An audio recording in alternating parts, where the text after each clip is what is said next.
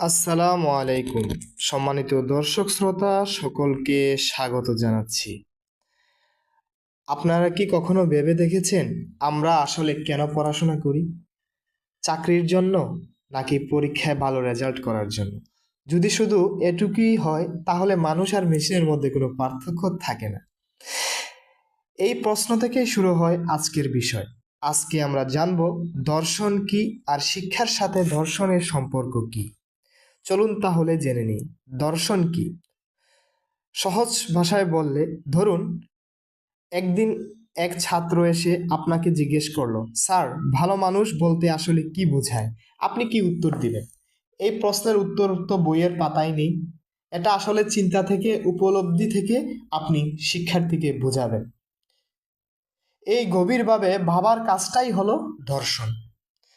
দর্শন মানে শুধু কঠিন ভাষা বা দার্শনিক নাম নয়। দর্শন মানে হচ্ছে জীবনকে প্রশ্ন করা, সত্য খোঁজা, ভালো মন্দের পার্থক্য বোঝা। সহজ কথায় দর্শন হলো ভাবার বিজ্ঞান, চিন্তার বিজ্ঞান। এখন বলুন তো, একজন শিক্ষার্থী যদি 100 নম্বর পায় কিন্তু মানুষ হিসাবে যদি সে ব্যর্থ হয়, সে কি সত্যি শিক্ষিত? একজন শিক্ষিত ছাত্র যদি 100 নম্বর পায় কিন্তু সে যদি নীতি নৈতিকতা হীন হয়, তাহলে তার সেই শিক্ষা কি তার জন্য ফলপ্রসূ? অবশ্যই না। শিক্ষা মানে শুধু বই মুখস্থ করা নয়। শিক্ষা মানে বিবেক তৈরি করা, চিন্তা শক্তি গড়ে তোলা, নিজেকে মানুষের মতো মানুষ করে গড়ে তোলা। আর এখানেই শিক্ষা আর দর্শনের একে অপরের সাথে সম্পর্কিত। এবার আসুন আমরা জেনে নিই দর্শন ও শিক্ষার সম্পর্ক। যদি আপনি দর্শনকে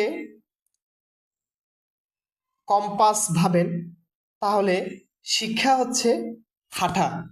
সঠিক দিকে যাওয়ার জন্য যেমন কম্পাস প্রয়োজন, তেমনি সেই দিক অনুসরণ করার জন্য শিক্ষা প্রয়োজন। দর্শন শিক্ষা দেয় কোন দিকে যাব, কি উদ্দেশ্যে যাব, আর শিক্ষা সেই উদ্দেশ্যকে বাস্তবায়ন করে। আশা করি আপনারা বুঝতে পেরেছেন। আরো সহজ ভাষায় একটি উদাহরণ দিলে আপনারা বুঝতে পারবেন। ধরুন দুইজন শিক্ষক। একজন শিক্ষক বললেন, চুপ করে বসো, কথা বললে শাস্তি।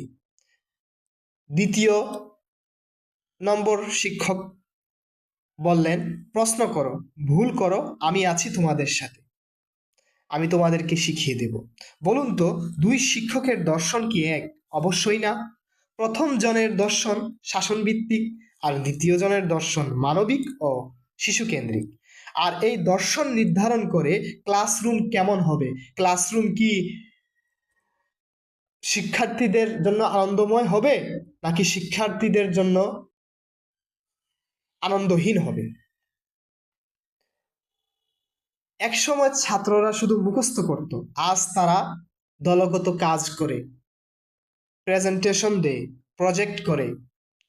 কেন এই পরিবর্তন? কারণ জন ডিউ বলেছেন, লার্নিং বাই ডুইং, মানে কাজের মাধ্যমে শেখা। এই একটি দর্শন পুরো শিক্ষা ব্যবস্থাকেই বদলে দিয়েছে, যে শিক্ষার্থীরা কাজ করতে করতে শিখবে। মানুষ কাজের মাধ্যমেই শিখে। আমরা কাজের মাধ্যমে যেই জিনিসটা শিখি, যেটা করে শিখি, সেটা আমাদের স্মৃতিপটে দীর্ঘস্থায়ী হয়, তা আমরা কখনো ভুলি না।